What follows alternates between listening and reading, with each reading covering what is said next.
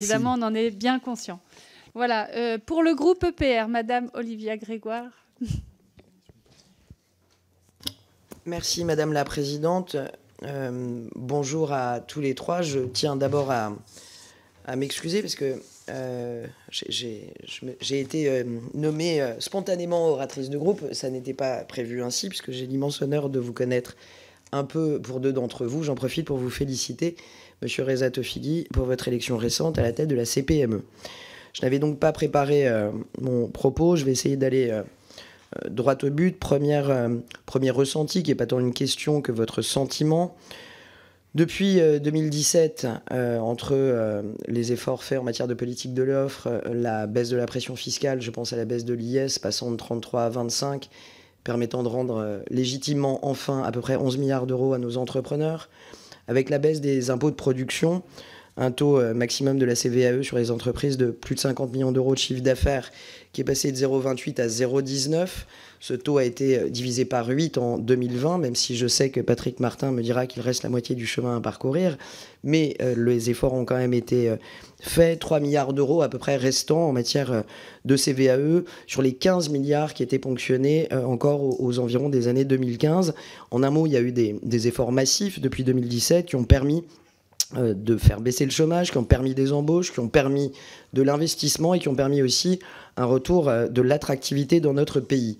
Ma question, c'est comment vous trois, à l'aune de vos périmètres, vous ne gérez pas du tout des entreprises de même taille, comment est-ce que vous sentez, ou ne sentez plus exactement, les effets de cette politique menée pendant plusieurs années? Ce que je vois, moi, en tant qu'ancienne ministre, c'est qu'on peut détruire en 5-6 mois ce qui a été construit en 6-7 ans.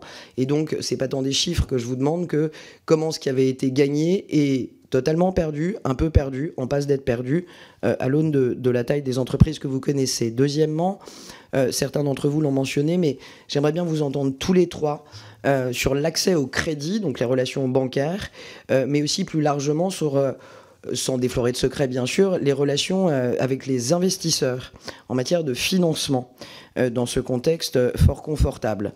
Je voudrais aussi vous entendre, vous avez été quelques-uns à en dire un mot, notamment Michel Picon, mais sur les tensions de recrutement et peut-être, Monsieur Reza Tofigui, le lien que je fais, en tout cas moi, entre certains secteurs qui ont des tensions très fortes de recrutement et certaines défaillances, puisque n'arrivant pas à trouver de la main-d'œuvre, certains secteurs, je pense à CHR notamment, doivent réduire leur activité et parfois mettre la clé sous la porte. J'aimerais aussi vous entendre sur, depuis l'élection de Donald Trump, votre ressenti, là aussi chacun à l'aune de la taille de vos entreprises, en matière d'export et en matière de ce qui se prépare sur l'augmentation des tarifs douaniers. Comment est-ce que vous le vivez? J'imagine mal, bien sûr, mais surtout comment vous vous y préparez. Deux derniers mots. Simplification, j'en parlerai pas beaucoup. Vous savez mon engagement en la matière. J'ai pas à vous demander, mais j'espère que vous êtes déjà en lien avec la ministre Louwagie. Et est-ce que vous avez une possibilité? Moi, j'interviendrai après, j'ai le droit? Ah oui, Super, merci Madame la Présidente. Merci. Monsieur le Président. Alors, taux d'IS, évidemment, quand on voit que sur les entreprises de 3 milliards d'euros de chiffre d'affaires, supposément ponctuellement en 2025, le taux d'IS va monter à 35,5%, alors que les États-Unis vont le baisser à 15%, la messe est dite, si je peux me permettre. Mais ce sur quoi je voulais insister, mais je l'ai fait, je crois, déjà tout à l'heure, c'est que le Portugal baisse son taux d'IS à 15 et va le baisser à 12,5%. Les Allemands, donc dans les programmes électoraux présentés par les trois partis que j'ai évoqués tout à l'heure, ont des mesures très offensives sur la compétitivité et l'attractivité. La France se met complètement à contresens, non seulement de l'histoire, par rapport à ce qui avait été fait d'essentiellement bien. Il y avait l'angle mort des finances publiques, qui n'est pas neutre, hein, mais en termes de performance économique, ça s'est concrètement traduit dans des investissements étrangers, dans des créations d'emplois, dans de l'investissement et de l'innovation d'une manière générale. On est en train de rétrograder d'une manière extrêmement dangereuse pour les entreprises elles-mêmes, mais je l'affirme pour le pays, notamment pour l'emploi. Sur la CVAE, moi je voudrais dire avec véhémence, que pour la 4e fois, l'État s'apprête à renier sa parole. Et ça pose un problème, bien sûr, de quantum, c'est de l'argent, mais surtout un problème de principe. Comment voulez-vous que se crée une relation de confiance entre les pouvoirs publics et les entreprises, les acteurs économiques d'une manière générale, si les engagements qui sont pris sont reniés? C'est d'une extrême gravité. Merci, Monsieur Martin. Monsieur Reza Tofigui. Alors, beaucoup de questions et 1 minute pour répondre à tout, ça va être très, très compliqué. Non, mais déjà, c'est vrai que 7 ans, en effet, ont permis de rattraper du retard. Et donc, il y avait beaucoup de choses à rattraper. Et on voit en effet qu'en très peu de temps, on peut perdre beaucoup. Et donc, oui, je vais dans votre sens. C'est très facile de casser ce qui a été construit sur du temps long.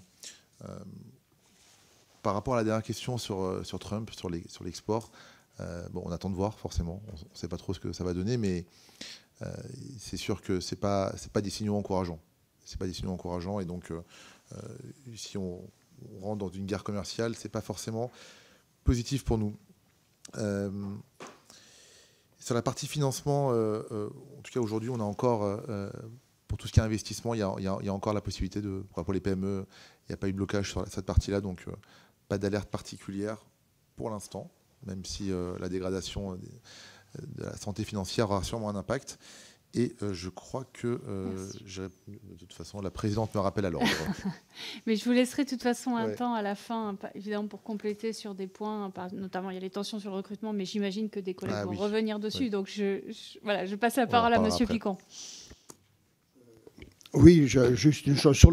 Sur l'accès au crédit, oui, pour de petites entreprises, ça reste encore difficile, particulièrement celles qui sont encore titulaires d'un PGE, qu'elles remboursent avec plutôt de bons résultats, puisque le taux de défaillance récemment se situe autour de entre 4 et 5%, je crois, dans les petites entreprises. Mais en tout cas, le système bancaire est réticent, tant que le PGE n'est pas remboursé, à financer l'achat d'un véhicule, l'achat d'une remise en état de locaux ou d'un projet d'investissement. Donc ça reste encore, pour les toutes petites boîtes, un sujet de discussion et qui nous remonte. Moi, je veux pas faire de la politique. D'abord, c'est pas notre rôle vis-à-vis de nos adhérents. Ils représentent dans leur composition la composition de ce Parlement. Et donc, chacun est respecté dans sa vision. Mais je voudrais vous parler de confiance. Nous avons évoqué ensemble cette confiance que les entreprises n'ont plus aujourd'hui face à l'action politique et ce qui est en train de se passer. Là, on est à 3 jours. Alors, il y aura un budget, il sera voté, il ne sera pas. On fait de la surenchère. Enfin, chacun joue son rôle.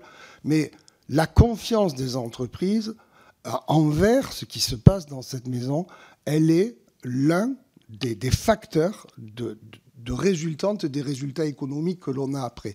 Et je voudrais dire aussi la même confiance de nos clients, parce que nos clients, ce sont nos concitoyens, ce sont vos électeurs. Eh bien, eux aussi n'ont pas confiance. Et chaque jour, on me raconte des histoires où les gens ont reporté leurs investissements parce qu'ils voulaient refaire leur chambre, ils voulaient refaire de l'isolation thermique. Et donc, cette confiance, il faut qu'on arrive à la remettre en route. Merci, Monsieur le Président Picon. Pour le groupe